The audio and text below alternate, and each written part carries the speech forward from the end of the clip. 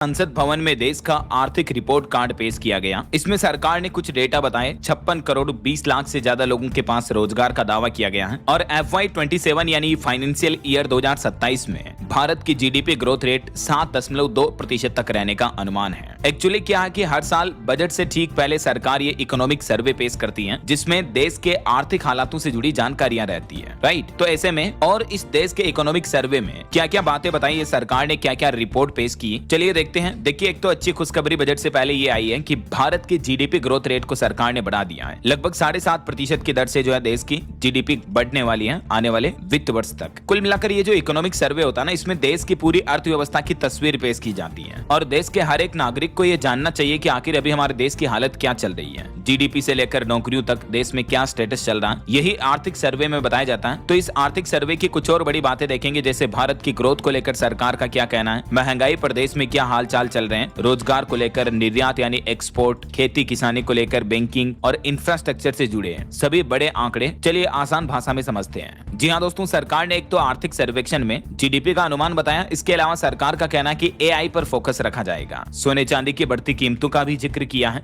ये officially government की PDF file आप देख सकते हैं, 771 पेज की आर्थिक समीक्षा 2025-26 के नाम से ये फाइल रिलीज की गई है। indiabudget.gov.in इस ऑफिशियल पोर्टल पर आपको ये फाइल देखने को मिल जाएगी। यहाँ देख सकते हैं आप, भारत सरकार वित्त मंत्रालय आर्थिक कार्य विभाग के द्वारा जनवरी 2026 में ये सर्वेक्षण पेश किया गया है और इसमें विषयवार अलग अलग सूची दी हुई है, जैसे अर्थव्यवस्था की स्थिति क्या चल रही है, राजकोषीय घटनाक्रम, मौद्रिक प्रबंधन वगैरह। ये तो फाइल काफी बड़ी है, 700-750 पेज से भी ऊपर है। तो इसी के हाइलाइट्स अपन समझते हैं। 10 बड़े हाइलाइट्स देखेंगे इस इकोनॉमिक सर्वे के। देखिए, इससे पहले संसद भवन के क्या अपडेट चल रहे हैं। बजट सत्र से ठीक पहले जो सरकार ने सर्वदलीय बैठक की थी, उसमें 35 से ज्यादा राजनीतिक पार्टियों के सांसद शामिल हुए थे, लेकिन सरकार ने एक तो वीबीजी रामजी बिल पर कानून पर चर्चा करने से इनकार कर दिया। 28 तारीख से ही बजट सेशन शुरू हो चुका है और बीते दिन देश की राष्ट्रपति द्रौपदी मुर्मू ने भी संसद में तकरीबन 45 मिनट तक स्पीच दी। इस दरमियान जैसे उन्होंने वीबीजी रामजी बिल का जिक्र किया तो विपक्ष ने हंगामा किया, कानून वापस लो के नारे भी लगाए। और उसके बाद आज संसद भवन में सरकार की तरफ से वित्त मंत्री निर्मला सीतारमण की तरफ से ये आर्थिक रिपोर्ट कार्ड पेश किया गया। देखिए, इस रिपोर्ट कार्ड में एक तो गिग वर्कर्स को लेकर भी सरकार ने डेटा में बताया कि 40% गिग वर्कर्स की कमाई 15,000 से भी कम है। इकोनॉमिक सर्वे में मिनिमम अर्निंग तय करने की भी सिफारिश की गई है और वेटिंग पीरियड के पैसे देने का भी सुझाव किया है। जो जोमेटो, स्विगी वगैरह इसके जो गिग वर्कर्स होते हैं, ओला उबर के कैब ड्राइवर हो गए, ई कॉमर्स कंपनियों के डिलीवरी बॉय हो गए, तो गिग वर्कर्स की कमाई बढ़ाने के लिए भी सरकार ने इकोनॉमिक सर्वे में प्लान बनाया है। इसके अलावा देखिए आप, देश के आर्थिक रिपोर्ट कार्ड में सरकार ने क्या क्या बातें पेश की,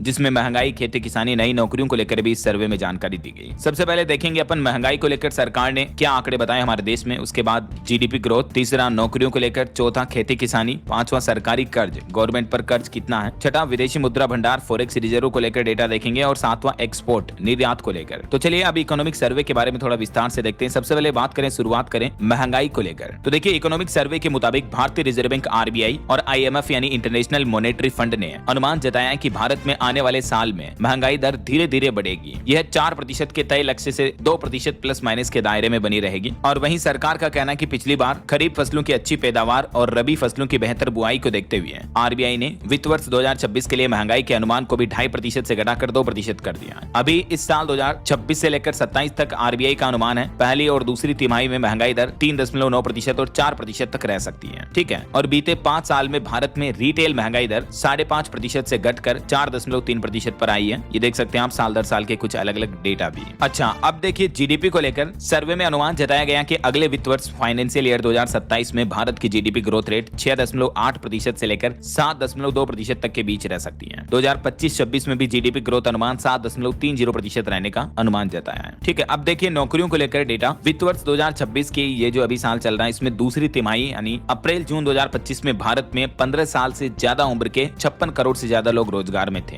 और भी नौकरियां बढ़ाने के लिए सरकार ने टैक्स सुधार में क्या किया, गिग वर्कर्स के लिए भी कमाई का जरिया तो बना गिग वर्क, लेकिन उनकी सिक्योरिटी के लिए भी सरकार अब कुछ नए प्लान कर रही है। अब देखिए खेती किसानी को लेकर सरकार ने आंकड़ों में बताया कि हमारे देश की आधी आबादी खेती पर निर्भर है। इकोनॉमिक सर्वे में इस बात पर भी जोर दिया गया है कि वित्त वर्ष 2026 में एग्री एग्रीकल्चर ग्रोथ 3.1% तक रहने की उम्मीद है। रिपोर्ट्स में बताया गया कि साल 2024-25 में अनाज की पैदावार 3320 लाख टन के रिकॉर्ड स्तर पर पहुंच गई है, जिससे कि महंगाई को काबू रखने में काफी मदद मिली है। अभी सरकार का फोकस मतलब केवल किसानों की पैदावार बढ़ाने पर नहीं है, बल्कि किसानों की आय सुरक्षित करने और बेहतर स्टोरेज सुविधाओं पर भी है। और भी टेक्नोलॉजी के माध्यम से किसानों के लिए खेती बाड़ी में किस तरह से प्रोडक्शन को बढ़ावा दिया जा सके, ये भी सरकार का प्लान है। अच्छा, अगला पॉइंट देखिए, सरकारी कर्ज को लेकर गवर्नमेंट पर कितना लोन है। तो केंद्र सरकार ने राजकोषीय घाटे को कम करने का लक्ष्य तय समय से पहले ही हासिल कर लिया है। वित्त वर्ष 2025 में ये जीडीपी का 4.8% था, जो कि 2026 में 4.4 का लक्ष्य रखा गया है। सरकार अपनी कमाई से ज्यादा जो खर्च करती है उसी को राजकोषीय घाटा कहा जाता है। घाटा कम होने का मतलब है मजबूत इकोनॉमी और हमारे देश में महंगाई और आने वाले समय में कम होगी। ऐसा ये राजकोषीय घाटे को लेकर और कमाई कम खर्च ज्यादा को लेकर कुछ डेटा आप देख सकते हैं पिछले साल दर साल के। अब देखिए, विदेशी मुद्रा भंडार यानी फॉरेक्स रिजर्व को लेकर दुनिया भर में मंदी की आहट के बीच भारत के विदेशी मुद्रा भंडार, जो कि 2023-24 में 668 बिलियन था, वो 2024-25 में बढ़कर 701 बिलियन डॉलर पहुंच गया है। ये भंडार जितना ज्यादा बड़ा होगा, जितना भरा होगा, डॉलर के मुकाबले हमारा रुपया उतना ही मजबूत रहेगा। सातवां पॉइंट देखिए, एक्सपोर्ट को बढ़ावा देने के लिए जहां दुनिया भर के व्यापार में अनिश्चितता दिख रही है, उसके बावजूद भारत का कुल एक्सपोर्ट, जो कि गुड्स और सर्विस, सामान और सर्विस दोनों को मिलाकर वित्त वर्ष 2025 में 825 अरब डॉलर के रिकॉर्ड स्तर पर पहुंच गया है। और यही रफ्तार 2026 में भी जारी रह सकती है, ये सरकार ने अपने डेटा में बताया है। इसके अलावा इकोनॉमिक सर्वे में सरकार ने कहा कि अमेरिका की ओर से 50% टैरिफ लगाए जाने के बावजूद भी भारत का सामानों का एक्सपोर्ट जो है अप्रैल-दिसंबर 2025 के दौरान लगभग 2.5% बढ़ा है, और वहीं सर्विस एक्सपोर्ट भी 6.5% तक की बढ़ोतरी में दर्ज रहा, जो कि अच्छी बात है ना।